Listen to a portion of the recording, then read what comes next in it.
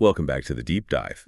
Today, we're really getting into something loads of you are thinking about based on all the notes and articles you've sent over. We're talking about starting and maybe more importantly, sticking with a meditation practice. Yeah, it's quite a collection. We've got stuff from, the big apps like Headspace and Calm, but also deeper dives from places like Harvard Health, Mindful, Zen Habits, Mm. even Reddit threads, and lots of practical advice from sources like the NHS, WebMD, City Yoga. It's Yeah. a really broad mix. It really is. It shows how much interest there is, but maybe also how confusing it can all get.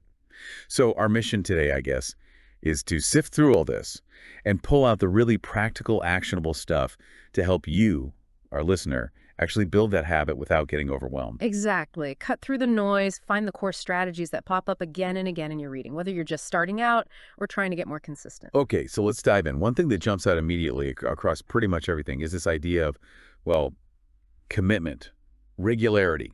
Absolutely fundamental. It's not really a casual thing if you want the real benefits. Lots of sources make that comparison to exercise, right? You wouldn't expect results from one gym visit. Right, sporadic doesn't cut it. Exactly. Headspace puts it quite clearly, something like, to truly experience all the numerous benefits, we must commit to meditating on a very regular basis, day after day, with gentle and considered discipline. Gentle discipline. I like that phrase. It feels less harsh. It does, doesn't it? And it connects to another point they make about prioritizing it. Like, remind yourself that nothing is more important than the health of your mind. That's a strong statement. It really puts it into perspective. So how does that translate into action? Routines. Yeah, routine is huge. Same time, same place, that comes up a lot. Headspace mentions it, helps automate the habit, takes away that daily decision of, oh, should I? When? Where? Reduces the friction. Oh. Okay.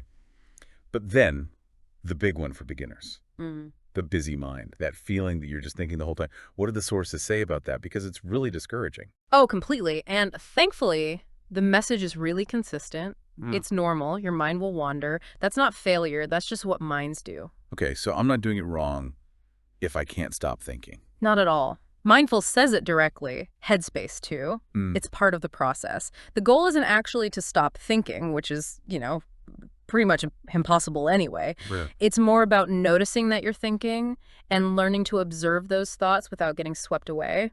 Headspace has that nice analogy. The clouds one. Yeah, thoughts like clouds, awareness like the sky, they just drift through. You don't have to chase them or push them away, just notice them. That's helpful. So when you do notice you've drifted off thinking about emails or dinner or whatever, what's the move? Just gently bring your attention back to your anchor, maybe your breath or sounds or how your body feels sitting there. Gently being the key word, I guess. Definitely. Headspace says something like, just recognize and come back. Mindful says, simply come back to the next breath. No big deal. No drama. And try not to beat yourself up about it. Crucial. WebMD, Headspace, they all stress this.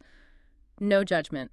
Be kind to yourself. Getting frustrated just adds another layer of thought, right? It makes it harder, not easier. Okay, that's reassuring. So we know consistency is key and a wandering mind is normal. Let's get super practical. How do we actually build this habit day to day? What are the concrete steps? Right, the actionable stuff. Number one, and this is almost universal, start small. Really small. Like how small? Zen Habits suggests just 2 minutes. Times of India says start with a few minutes and build up gradually. The idea is to make it so easy you can't say no. Even 2 minutes starts building that mental pathway. 2 minutes. Okay, most people can find 2 minutes. What else? Consistent time. We touched on this. Headspace likes mornings, sets the tone for the day. But really, it's about finding your time when it fits reliably into your schedule. Makes sense. And having a specific spot to do it, does that help? It seems to. Mindful talks about having a dedicated space, even just a specific chair or corner. It acts as a cue, signals to your brain, okay, it's meditation time, makes it feel a bit more intentional. Okay. And then there's that trick of linking it to something else you already do. Habit stacking. Yes, very powerful. Headspace and others really push this. Meditate right after you brush your teeth or while the kettle's boiling. Why does that work so well? Because the first habit, brushing teeth, making coffee, acts as an automatic trigger for the meditation. You don't have to remember separately. It just flows. Takes the decision-making out of it. Clever. But life happens, routines get messed up. What then? Skip it. Try not to. Flexibility is important. Headspace acknowledges that. Maybe you meditate at a different time or a different place or for shorter. But try to do something. Even 5 minutes is better than 0 for keeping the momentum. and resist the urge to aim for, like a perfect Zen experience every time. Oh, definitely. Focus on the process, not the outcome. Headspace is clear. There's no right or wrong way. Labeling sits as good or bad just sets you up for disappointment. Just show up. That's the win. Okay. How about staying motivated? Because, after the initial enthusiasm fades, Good question. Several things come up. Headspace suggests noticing how you feel after you meditate. That positive feeling can be reinforcing. reminding yourself of the benefits. Exactly. And remembering why you started less stress, better focus, whatever it is for you. The Times of India, NHS, they list those benefits. Keep them in mind. What about tracking or support? Yeah, Headspace suggests noting why you might miss a day helps spot patterns or obstacles.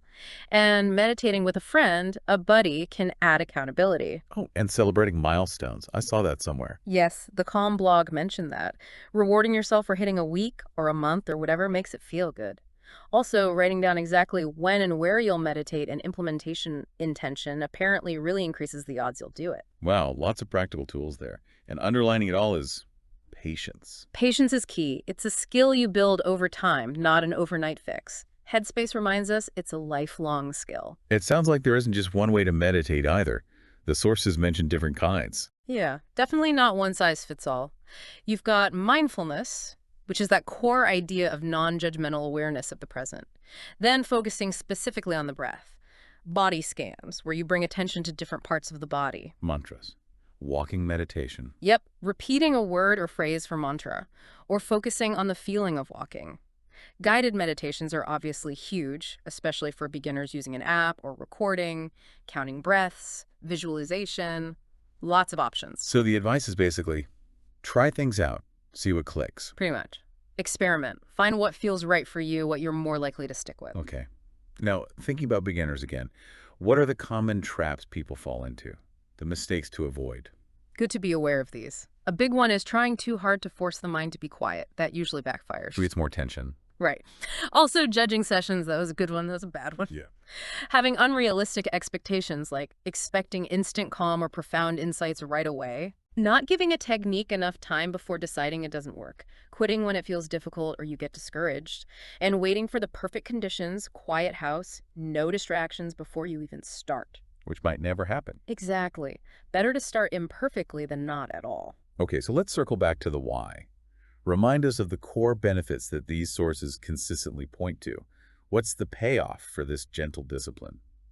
Well, the big ones are definitely reduced stress and anxiety. Improved focus and concentration come up constantly. A general sense of enhanced well-being, better sleep. Emotional resilience, being able to handle stuff better. Yeah, that too. Bouncing back from difficulties. And just greater self-awareness, being more present in your life. Some sources even mention potential boosts for memory and thinking skills over time. It's interesting how many common ideas people have about meditation are actually wrong, or at least misleading. That's a great point. These misconceptions can really get in the way, like the idea it's about totally clearing your mind. Which we now know isn't the goal. It's observing. Right. Or that you should feel instantly calm. It's usually gradual. Or that there's one right way to do it, or you need perfect silence. Or that it's a quick fix for problems. Exactly. Yeah. That classic one. I can't focus, so I must be bad at it. When actually, noticing you've lost focus and coming back is the practice. Correcting those ideas is key to sticking with it. Okay, let's dig a bit more into habit stacking. We mentioned linking it to brushing teeth or coffee. Why is that so effective again? It just streamlines everything. Your brain already has the pathway for brush teeth. By linking meditation right after, you piggyback on that existing habit. So less mental effort needed. Much less. You don't have to rely on willpower or remembering a whole new thing. The old habit becomes the cue for the new one. It makes it almost automatic over time. Any other examples people use? After showering, before bed. Yeah, those are common ones mentioned. Anything you do consistently every day can potentially be an anchor point. The key is finding your reliable anchor and making that explicit link. When I finish X, I will immediately meditate for Y minutes. Got it. And this idea of daily practice, even short bursts, seems really crucial, especially early on. It does. That Greater Good Science Center point was interesting about new meditators feeling the benefits most strongly on the days they actually meditated. So the effects didn't automatically carry over to the next day for beginners. Apparently not as strongly, which really underlines why that daily consistency, even if it's just 5 minutes, is so important at the start. It keeps reinforcing the benefits and building the habit. Builds momentum. Uh, Okay, so beyond the basics we've covered, any other tips for making it stick long term? a few more came up. Doing it with others, a group, online, or in person can add motivation and support. Community aspect. Right. Also, before you sit, consciously reminding yourself why you're doing it, your intention, that can make it feel more purposeful. Connecting back to the benefits. Yeah, and maybe even glancing at the science behind it occasionally, if that motivates you.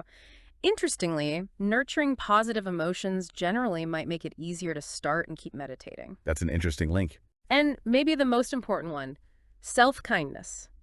If you miss a day or a week, don't spiral. Just notice it, be kind, and start again. Every moment is a new chance. Okay, great advice. Now, specifically for guided meditations, which lots of people use, are there unique pitfalls there? Yes, City Yoga had a whole list, actually. Things like putting too much pressure on having some amazing experience, choosing the wrong time, like when you're super tired and likely to fall asleep. Or starting with sessions that are way too long. Exactly. Trying a 45-minute guided meditation on day one might be overwhelming. Also, just not scheduling it in properly. And again, lack of consistency. Anything about the guides themselves or the content? Yeah, a few things. Being wary of guides who claim their way is the only way, or guides who talk constantly with no silence. Finding a voice you actually like listening to seems important too. Definitely. Don't stick with a voice you find annoying. Also, maybe avoid doing the exact same script every single day. Variety can be good, and be careful not to get so hooked on the guide's voice that you forget to listen to your own inner experience. Good point. Hmm. And the usual suspects. Right. Judging the practice, expecting instant results, jumping between techniques too fast. All apply to guided meditation, too. Patience and realistic expectations are still key. Okay, this has been incredibly thorough. If we had to boil it all down, drawing from all these different sources, what are the absolute core messages for someone wanting to build this practice? I'd say 1, consistency really is king, daily, even if short. 2, start small, be patient. It's a marathon, not a sprint. 3, habit stacking, link it to what you already do. Okay. 4, the wandering mind is normal, gently guide it back, don't judge it.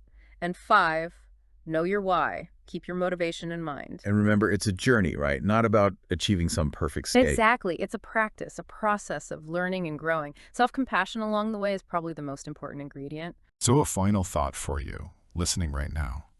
Thinking about everything we discussed, what's the absolute smallest, easiest step you could take, maybe even later today, just to bring a tiny moment of mindful awareness into your routine?